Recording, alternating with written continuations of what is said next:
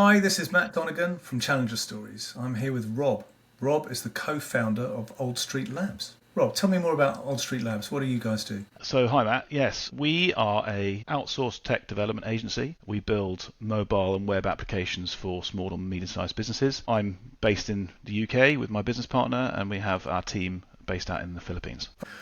There's a real problem with productivity in the UK at the moment. The UK is 11th in Europe, not in the world, in Europe, in terms of productivity. Do you have that workforce in the Philippines and other places overseas because of the productivity levels that you get from them?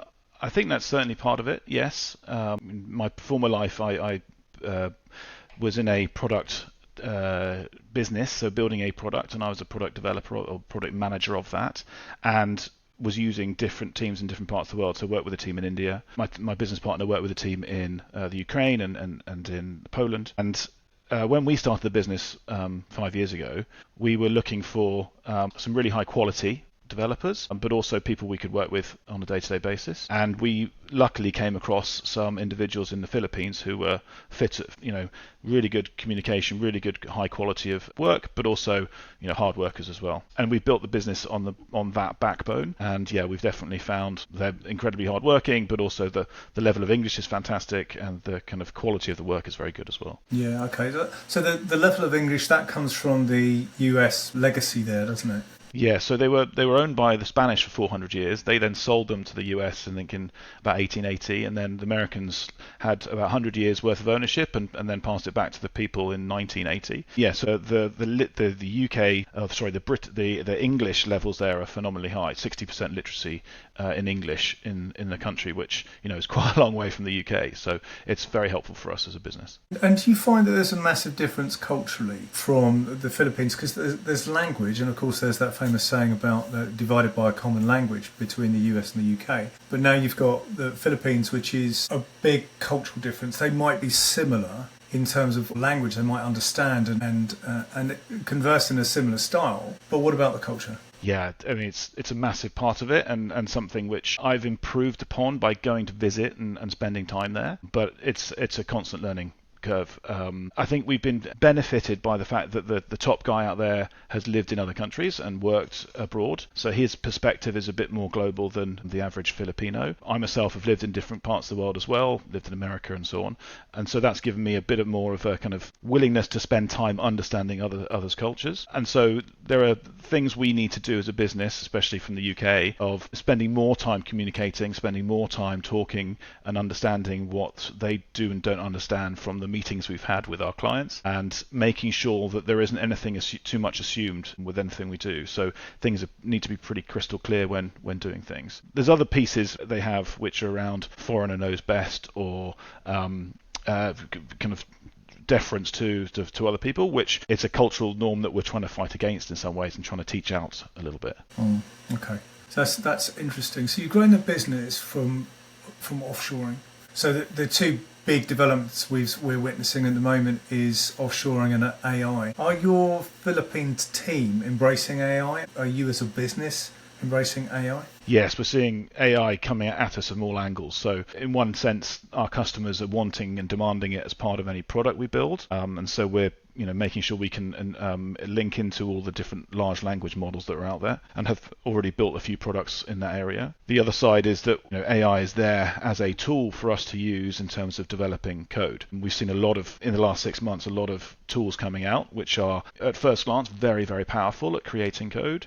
We just need to be very careful that we still remain a human in the loop in that process, so that we're not just chucking out garbage, because it's all too easy to do that. That comes down to the quality of the developers we have already, and making sure that they have a process by which they can use the tools, but also check it and make sure we're not deploying products which are full of unchecked, untested code from AI. Yeah, I mean, AI can be a very powerful tool in order to help build products, but it shouldn't be left on its own, should it? I mean, it's generating the prompts is one thing, but understanding the system architecture is another, and having the ability to review code is another. Where do you think the biggest challenge is from a developing a digital product perspective when it comes to implementing AI in that process? So yeah, I think you touched on them. So I'd say, understanding the client and what they want, and then getting the architecture right, and then making sure you're delivering something which is working at the end of the day. So those are the three areas, I think. Talking to the client, getting the nuances of the client are really important. We could get a client to just fill in a form online and then use that using AI to kind of start to create stuff. But unless you're asking the right questions, unless you've got the experience of what you've built before to say, do you really want it like that, or should we just shift it and maybe simple things? Should the button be on the right hand side? So, your particular users want to use that in that particular way. That communication with the client is really important.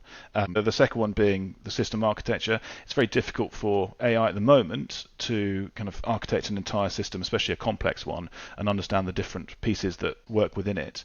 What we've seen is it's quite good at producing short sections of code which cover a small feature, but actually the whole system is very difficult to do. Some of the larger tech giants have been talking about AI taking over a lot of engineering work, but not necessarily the architecting of things. So that's certainly something we still need human in the loop for. And then the kind of making sure we're producing something which is working, that comes down to humans as well, needing, not only QA testing can be automated to a certain amount or quite a lot, but actually, having users use it, seeing the reaction to people, how they interact with it, making sure that the UI and the UX is working in the way that you want it to, and then iterating on that and improving. That really needs a human at the moment. Yeah, okay.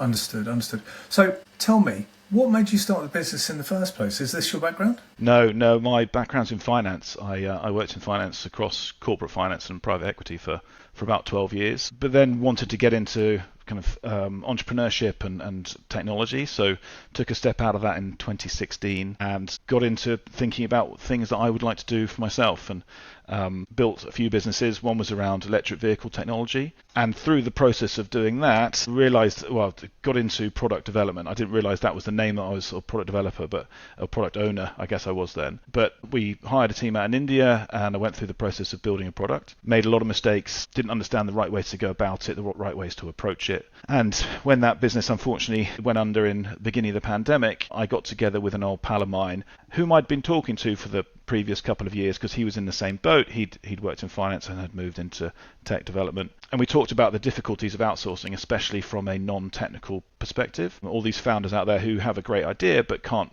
make it work because they don't have the technical abilities. Plus, it's very difficult to find a very good technical co-founder, as many founders will attest. So we thought, why isn't there someone out there providing not only the technical ability to build something, but a bit of consultancy on the front end, bit of understanding of what a founder's journey is to really help them get through that. And so that's where Old Street came about, was trying to be the tech outsource partner that we would have liked to have worked with when we were building our products. Okay.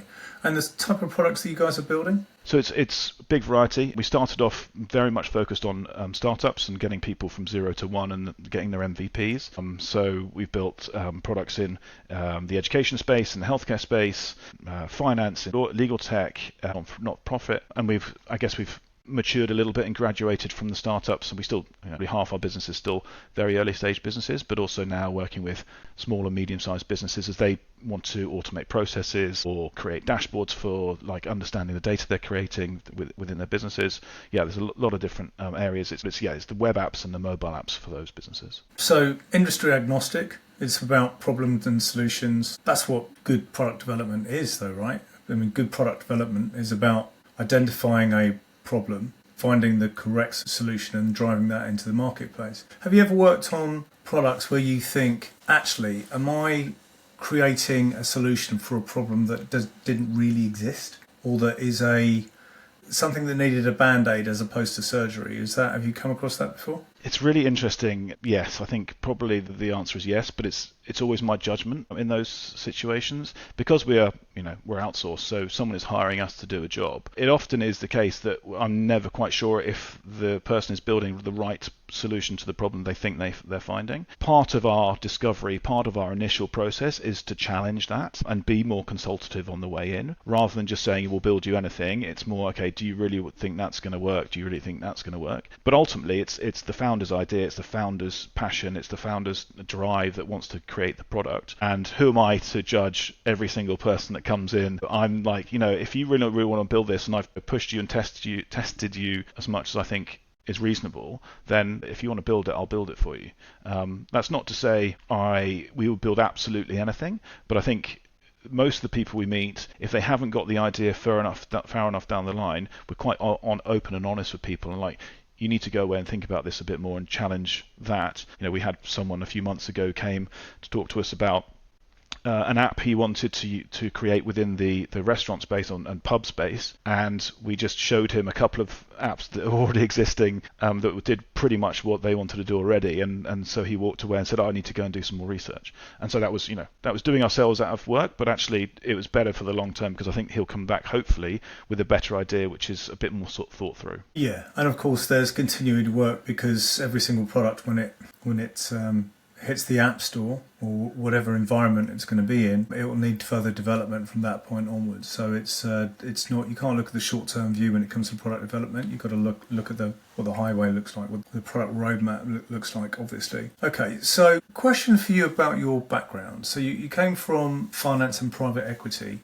So that is about business development in one way, shape or form, but it's not the same. It's not starting up as a founder. It's not going through that journey. So this is a sort of rant that I often say, and that is when you build a business, it's tough. Small businesses are hard. You are the last one to get paid. You're the last one to get a raise. You're the last one to get thanks. You're the last one leaving the office, but you're usually the first one in. And you're the first person that anybody ever comes to if there's a problem. And then your staff, they'll think you're a millionaire because you've got your own business. How do you find that? Because it's very different being in private equity when you've got sometimes very substantial sums to play with the business. So you might, although you understand how business functions, is there a massive difference between how PE-based businesses or PE-funded businesses operate and how a micro or SME operates? Yeah, I mean, fascinating question and area, to be honest. And it's my brain that's gone through that transition. When I was working in private equity, you're so close. You're the person with the money helping a business to go from, a reasonable position to a fantastic position. That's the hope. And they're, reasonably sized businesses. So, revenues of hundreds of millions of pounds. But when you're working in that area, you are not the one coming up with the strategy. You are not the one putting the rubber to the road in the business. You're not the one having to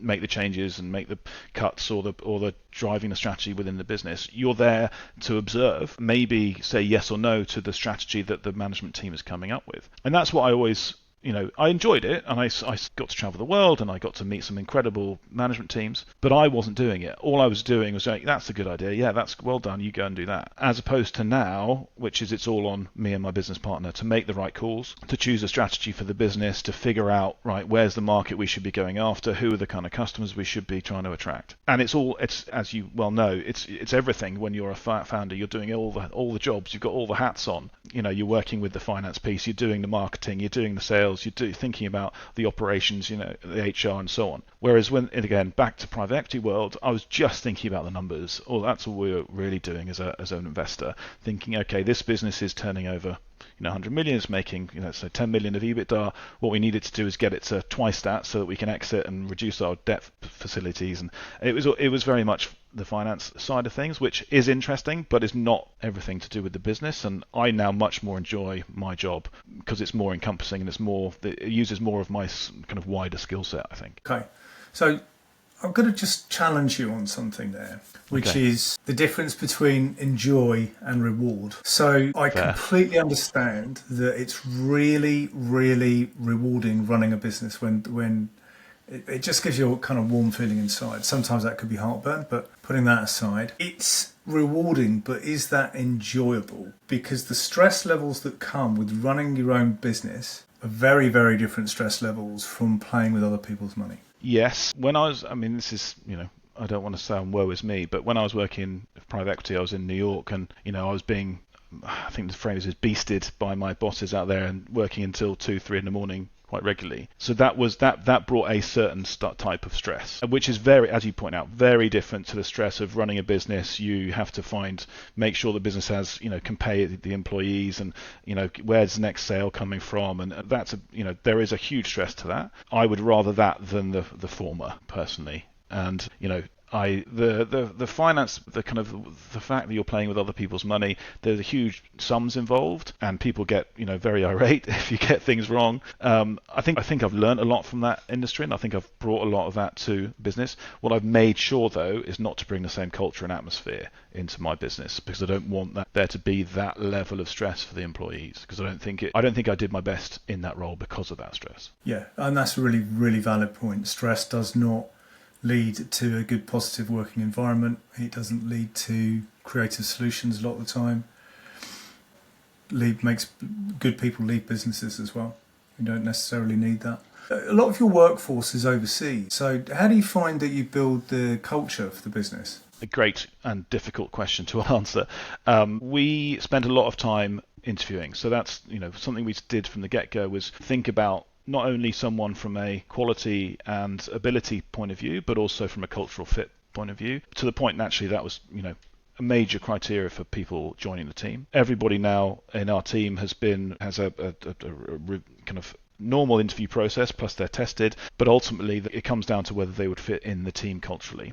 So that's a big starting point. Then it's a case of making sure they understand the culture. So we talk to people about the culture and why we have the values that we do, why we have the kind of mission statement that we do have, to kind of get their buy-in for that. And then talk to the team about what we can do to improve it constantly. We have things which are fun and hopefully enjoyable to do online for the team, quizzes and pizza nights and things that we can do with the team to make sure there's some enjoyment there.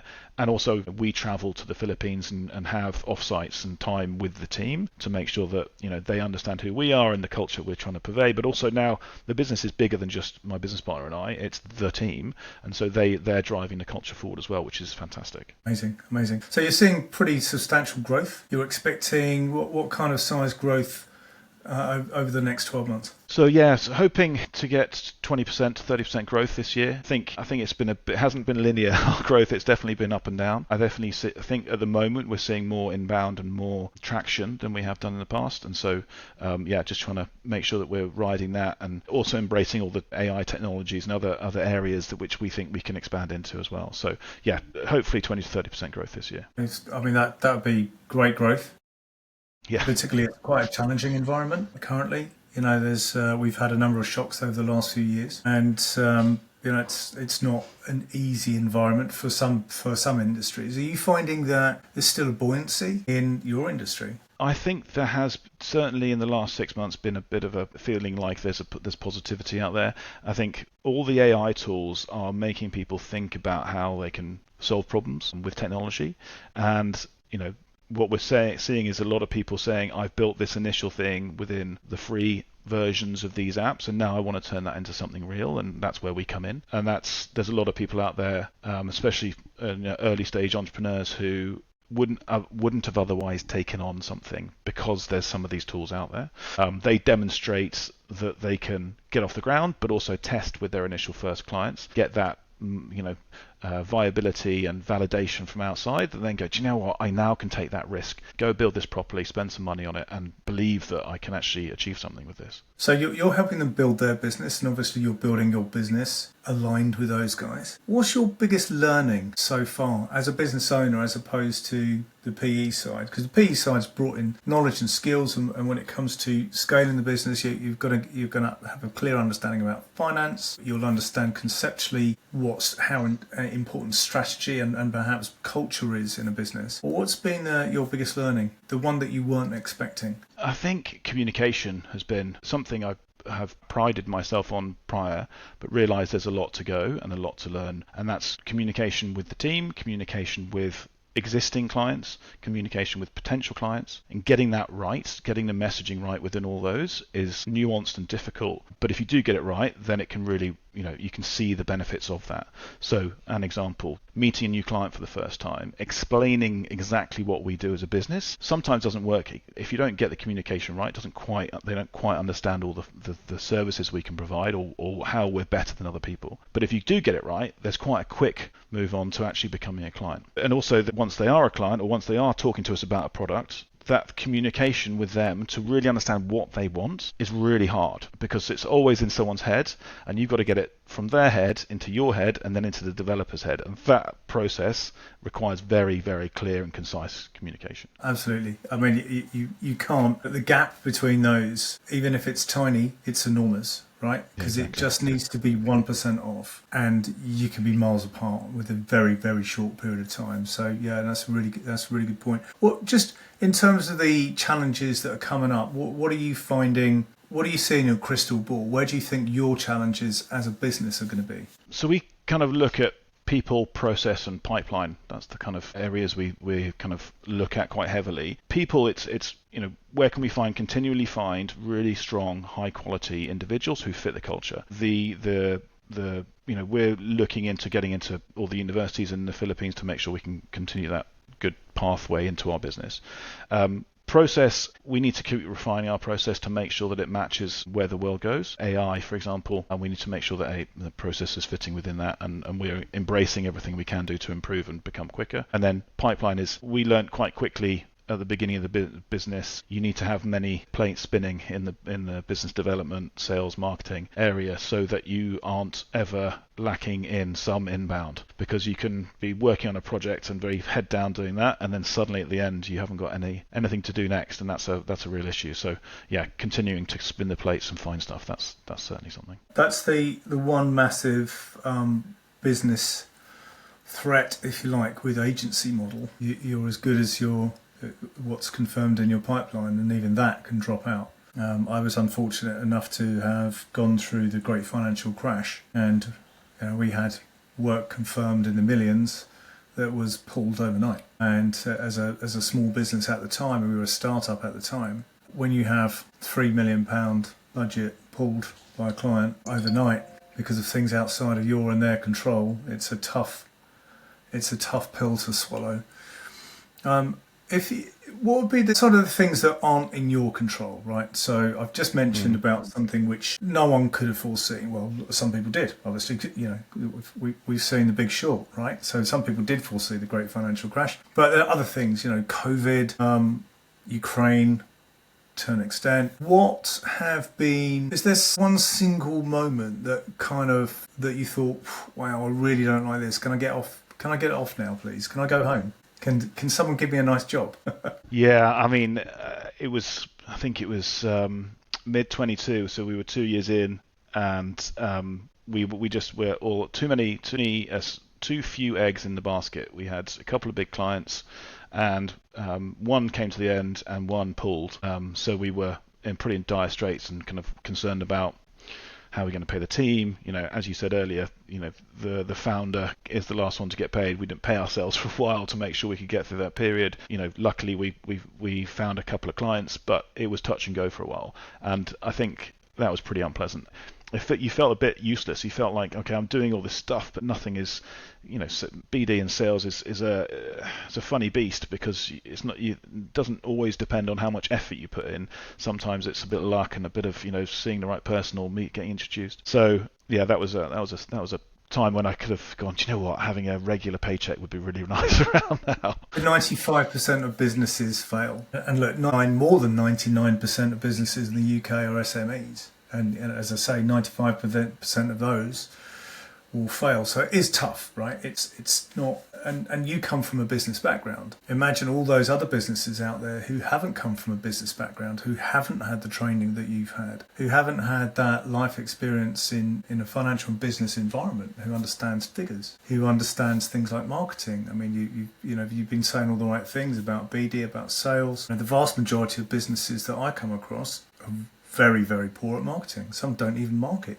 They just kind of expect it to walk through the door, and that's very, very common. So you don't do that. So, which is great, and it's obviously why you're seeing the growth that you're getting. Talking about growth, let's talk about kind of personal growth or team growth. How's that starting? Because you're building a team now. You're building a sizable team, and they're in a far-off land, a lot of them. How are you developing that team so that you can do the one thing that a founder has to do, which is build a commercial, profitable enterprise that works without the founder having to be right in the middle of it? all the time, and that the business can scale almost without the founder having to look at it. How are you adapting that? Yeah, so that's right on the forefront of what we're thinking about at the moment, of that transition out of me and my business partner being in the weeds and trying to create a leadership team within the business that can take ownership and drive the business forward without us needing to make every single decision. That isn't an easy process. We have people who are heads of divisions and kind of manage other people, but I don't think they have ownership yet over the areas enough, or feel enough of ownership to really say, I'm leading this, I'm going to make decisions about what, how we go about this, and I'm going to present to the senior board, if you're senior team, about what I want to do with it. I think we have the potential in some of the guys in the team and the guys and girls in the team, and I think there's some really good people there, and so it's about, I think, me coaching them into the place we need them to get to, which would be a new thing for me as well, right? I've got my hands dirty and done quite a lot of the roles, and I think I know how to do them reasonably well, but now it's a case of, okay, now I've got to coach someone else to get to that level, which is going to be an interesting process. Yeah, and you might find along the way that someone brings something into play which is going to enhance your game. I think one of the things that Jeff Bezos was famous for saying is, make sure you hire someone better than you. Yeah, I don't want to be the smartest person in the room. I'd far rather, a bunch of incredibly intelligent, smart, motivated people. And, we've been very lucky to hire some very, very top talent. I said earlier, we're kind of linked up with some of the top universities in the Philippines, and having a reputation amongst those universities for providing really good job opportunities to really good people means that we can kind of grow that kind of brain trust, if you will, within the business, and get motivated people who want to be almost entrepreneurial themselves to help drive the business. Absolutely. So have you get any learnings around that, around developing a leadership team? So I've got put onto a book by a friend of mine. It's called The 5 Dysfunctions of a Team by Patrick, I think I'm going to get this right name wrong, Lencioni. And I'm just starting on that, and it's kind of giving me some tips and advice about what to do. But I'm just feeling my way into that a little bit at the moment. It's a great book. There's some great learnings from that, some things you can put into place straight away. And they use the book as how the book is put forward is like a case study. It's kind of like a parable type of a fictitious company and how they employ these things. So it's really good, powerful read, really worth putting in play. So, and that points to the whole difference between leadership and management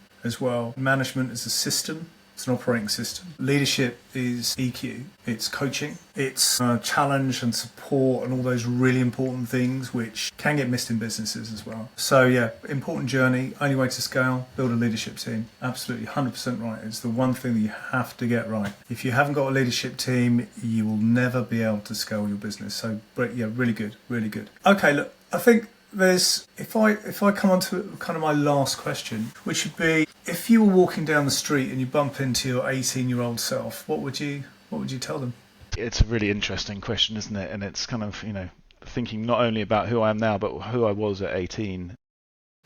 I was very curious at 18. I was very aware of how big the world was and how insignificant I was, I think. And I was about to go off and do some charity work in Nepal when I was 18. But I was very naive about stuff, and I was very immature about life and looking after myself and things. So my advice would be, embrace all the opportunities that are coming your way, because you're going to get some amazing opportunities in life. And I probably have taken most of them, but not all of them. And don't be too worried about the consequences of those decisions, because that doesn't always, just because you go down one road doesn't mean aren't going to go down a different road later on in life.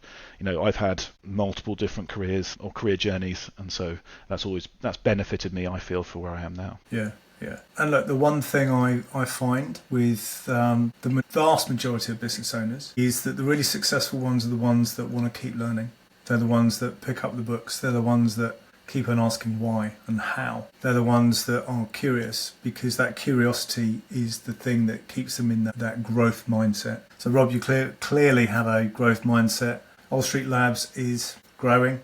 You guys have made a wonderful success of the business so far. You're building great products for your clients, and you're building a great team. And it's so good to hear how you're developing that offshore team. It's so easy to at one stage or many stages to just think, oh, they're the guys over there that do that, and utilise them as a resource and not as a group of human beings. So well done for doing that. It's inspiring to hear. So we'll keep in contact I want to hear more about Old Street Labs and how you guys are getting on. Thank you so much for your time today. It's been an absolute pleasure. Matt, thank you. It's been really nice to chat to you, and thanks for having me on. You're welcome. Thanks. Bye-bye.